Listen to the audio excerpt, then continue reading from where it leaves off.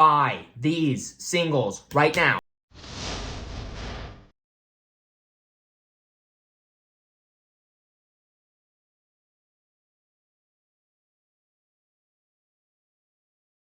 Hello and welcome to the table, and today I'm going to be going over the top singles that you need to buy for your classic constructed decks for Rosetta before they shoot way up in price. So the first card that I'm going to talk about, or the first deck that I'm going to talk about rather, is Aurora Shooting Star. This hero is going to be wanting to go super wide, is going to be wanting to pitch a blue, utilize one of those resources to come in with Starfall, have those 2 extra resources lying around to then dump into Aurora's ability, making an embodiment of lightning token. But you're not always going to be wanting to do that. So, in that place, you want to have something to dump those resources into to not just lose value or whatever. So, for those of you that want to build a more tuned version of Aurora or just want a really good piece of equipment, I think that you should get Shock Charmers. This is a legendary, and it's like 50-60 bucks right now, so if you want the best Aurora deck, I would get it. Otherwise, it might be a little bit out of your budget. But Shock Charmers is an incredibly good card in Aurora, in my opinion, because it's just allowing you to dump those extra resources that you might have lying around sometimes into it to allow you to deal extra damage potentially and put a lot of more pressure on them in the mid to later portions of the game. It's just a really good piece of equipment. I feel like it's going to be really good in Aurora. I mean, it is going to get reprinted in Japanese for people in Japan buying a box of Rosetta. So I imagine it's going to be good somewhere, and that's likely going to be Aurora. So yeah, Shock Charmers, I think if you want to build a really good Aurora deck, I would get it now before it shoots up to like $80+ because it's probably going to be doing that pretty soon. But then the next card that I'm kind of iffy on so far is Channel Thunder Step. I feel like this card could be really good in Aurora because in Tales of Aria, a lot of the cards from Tales of Aria I think are going to transition over to Aurora and be very good in Aurora. And not all of those cards have very easy ways to get Go Again. Some of them is like you can play them from the arsenal and get Go Again, or if you did this, it gets Go Again, or you gotta play something else and then it gets Go Again. It's not always gonna be super easy to give all these attacks Go Again, and Runeblade attacks themselves aren't super well known for getting Go Again unless you play something like a Mauvrin Skies. So, in that place, I think Channel Thunder Step would be a really good card, because you can spend resources to give the stuff Go Again, another way to kind of dump your resources lying around from the blues that you pitch to attack with Starfall, 2 resources floating, embodiment a lightning token for Aurora's ability. You might not always want to be doing that, and this is a more efficient way for like 1 to 2 turns to be giving your stuff Go Again. But depending on what's printed in Rosetta, it might be very easy to attack with a ton of things that have Go Again, and you only need to use like Aurora's ability to give 1 thing Go Again instead of like worrying about 3 things needing to get Go Again or whatever. It just depends, but likely I don't think Channel Thunder Step is going to be the best card, but I feel like it could still be a very good pickup and a very good 2-of potentially in the deck. So it's a pretty inexpensive card. It's not that big of an investment. I feel like it'd be a good thing to pick up because it's probably going to be good in Aurora or maybe even potentially Oscilio. So I don't know. I think it's something that would be worth picking up if you're wanting to play Aurora or even Oscilio. But then the rest of the cards, I feel like Aurora is going to be one of those decks that the main deck itself is going to be pretty inexpensive. A lot of rares and commons that aren't really expensive at all, like the most expensive one being like $1 or whatever. So if you don't have like a full play set, the full rainbow, full play set of the reds, yellows, and blues of something like Mauvrin Skies, if you don't have lightning presses, like a full play set of lightning presses, I'd get some of those. I'd get a full play set of them. They're probably not going to shoot up to like $50 or whatever, but instead of spending like $5 for a full play set, you only spend like $2. I don't know. Just something to look out for. But then, getting into the next hero, I got Florian, Harbinger of something or another. I don't know. Florian is going to be the other Runeblade in Rosetta, and it's going to be the one that I'm the most looking forward to as far as decks that I want to play go. And Florian is wanting to make a mazillion Runechant tokens, and with his own ability, but there are other ways to make a ton of Runechant tokens in a turn or whatever. That card being Mordred, which I think is going to be the best card in Florian, personally. If you don't have a full playset of Mordred, get it, because it's going to be good in one of the Runeblades. Likely going to be Florian, because he's going to make a ton of tokens, likely Runechants. Mordred makes a ton of Runechants, so I would get Mordred. I'd get a full playset if you don't already got it. Because, again, it's like a couple dollar card right now, but it might shoot up to like $6, and it's like, oh, now I have to spend $20 for a full playset, when before I could have spent $8, you know? Another card in that sense, in a similar sense, that I feel like it's not super expensive right now, but it's going to shoot up in price, because it's going to be a complete another staple in Florian, that card being Swarming Gloomveil.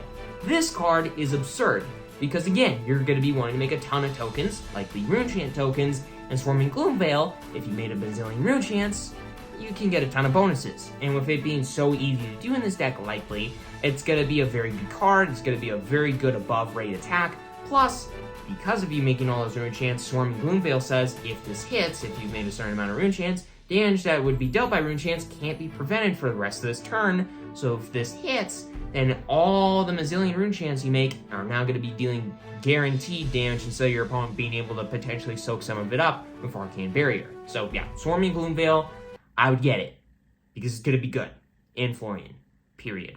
I'd be very surprised if it's not going to be good in Florian.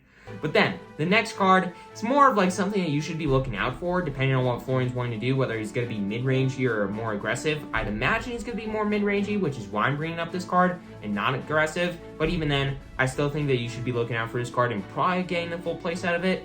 That card being Looming Doom.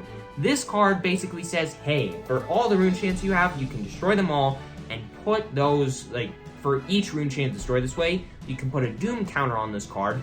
But at the end of your turn, you can remove a Doom counter, deal 2 damage to an opponent. So basically, you take the Runechants that you make, the mazillion Runechants you make, you soak them up, and you can deal later damage throughout the game with Looming Doom. It's a good card, and I feel like it's a good way to utilize all the Runechants you're making and get more value out of them. So I don't know, something I would look out for. This is going to be very easy to make like 5 or 6 Runechants in a turn. And for like the next 5 or 6 turns, dealing 2 damage, that's pretty good. Not gonna lie. Or, on the biggest turns possible, you make like 12 Runechants in one turn. For basically the rest of the game, dealing 2 damage. It's just like always pressuring the opponent, always forcing them like, hey, either care about Arcane Barrier or take 2 damage, whittle down their life total every turn. I feel like this card could be very good in Florian and something you should be looking out for. So yeah, getting into Wizards, the first one that I'm going to be talking about is Oscilio. This guy's gonna be fun, not gonna lie. Oscilio is based on what DM Armada has basically predicted, and something that I agree with, because I'm not a wizard guy. I don't really know what wizards are wanting to do, but DM Armada, what he said sounds right. Sounds like it's gonna be something that Oscilio's wanting to do, so I'm gonna kind of base my picks off of what he said. And he's wanting to, Oscilio, is likely going to be wanting to amp X. He's wanting to basically make his arcane damage dealing spells deal a ton of extra damage. So, the card that I feel like is going to be pretty good on Oscilio, whether he's wanting to do what DM Armada is predicting or not, because this card's just amazing in Wizards, is Kindle. Amp 1, if you have no cards in hand, draw a card.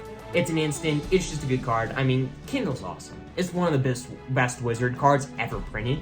So, I would get it, because right now it's like $6, $7 for a copy. And if you don't have a full playset of it, and you're wanting to play Wizards, I would get it, because likely this card's going to shoot up to like a $15+ card. So yeah, I would get it, again. And then another card that's similar in that sense, not super expensive right now, but could definitely get a lot better and more expensive with Oscilio, that card being Aether Arc. This card, I'm not 100% sure if it's going to be good. Cards like Forked Lightning, cards, all the Surge cards, if you deal a certain amount of damage, or if it deals more damage than it's supposed to deal. Cards like that care if it's hit to get some sort of effect are going to be good. I mean, Forked Lightning doesn't really care about that, but Forked Lightning is just dealing a ton of extra damage. But Aether Arc is something that deals 1 damage, and it's just this little blue arcane damage dealing spell. It's not, it doesn't deal a ton of damage, but it can create you Ponder tokens, potentially, and if you amp a ton on this guy, it's gonna be like, okay, do you want to basically invest resources into soaking up damage from this pitiful blue arcane damage dealing spell to just prevent me from making 1 single Ponder token? But if you don't, I'm gonna get extra value. And it's just like, I feel like it's just gonna be a good card. It's like $9-10 right now, so it's probably gonna be more than that. It's probably gonna go up quite a bit. So if you want to build Oscilio, I would get Aether Arc before it shoots up in price, which it's probably likely going to. But then, the last card, something that DM Armada talked about, and I'm like, oh my god, this card's insane. How have I never heard of this card? And I really hope this card isn't good in Oscilio, but it's likely going to be. This card being Mind Warp. This card, if you know one of the traps, like Drawbridge Trap or whatever in Riptide, this is very similar to that because it's like, hey, this can deal damage, this deals this much damage, but if it deals more than that, because it has Surge, if you deal more than 2 arcane damage, then your opponent discards their hand and then draws that many cards that are in their hand -1. That's insane. So this card is probably going to be insane in Oscilio, and yeah, I really hope it's not, but it's probably going to be. And yeah, Mind Warp, I would get it because it's gonna probably be nuts, and I would get it before it goes up because it's probably gonna go up, and it's probably gonna be a staple in Oscilio, and it's probably gonna make the opponents cry a ton, and Wizards are wanting to do that, so it's good. But then, getting into the last hero, Verdance, I think this one is the hardest to really say, you should get this card, you should get that card, without just saying, like, generically good cards. Get Ether Wildfire. I'm not 100% sure what is gonna be good in Verdance right now. I mean, obviously, gaining life, drawing cards, dealing arcane damage. Wizards like doing that. I mean, gaining life is more of what Verdance is wanting to do, but either way, just generically good cards is all I can really say for Verdance. Cards like Ether Wildfire, stuff like that, are going to be good in Verdance, but beyond that, I feel like specifically cards that I think are going to be good in Verdance that I think you should pick up for Verdance because they are going to be good in her. Cards such as Tome of Fyendal. This card, it's just a good card.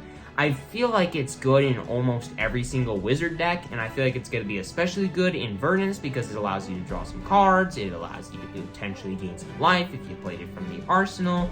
Plus it's Wizard, you're likely going to be being able to play this at instant speed because Wizards are fun. And I feel like this card, it allows you to gain life, it allows you to get more cards in your hand. It's just going to be a good card. It's doing what Wizards are wanting to do, and it's doing what Verdance is wanting to do. So I feel like it's going to be good, and I feel like you should play it if you're wanting to play Verdance, or get it if you're wanting to play Verdance. Beyond that, again, cards like Ether Wildfire, all the generically good, like Kindle potentially. I don't really know if it's going to be good in Verdance. I highly doubt it, but it might be. Sigil of Solace, obviously, it's just a good life gain card. I feel like that's going to be good in Verdance. But with all that aside, hope that you enjoyed this video. Hope you now know what singles to pick up for each of the classic constructed heroes coming down in Rosetta before those singles shoot up in price. And anyways, with all that aside, make sure to hit that subscribe button, hit that like button, it's completely free, you won't regret it. Hope that you enjoyed this video, hope that you cannot wait and are looking forward to Rosetta, and have a great rest of your day, everybody.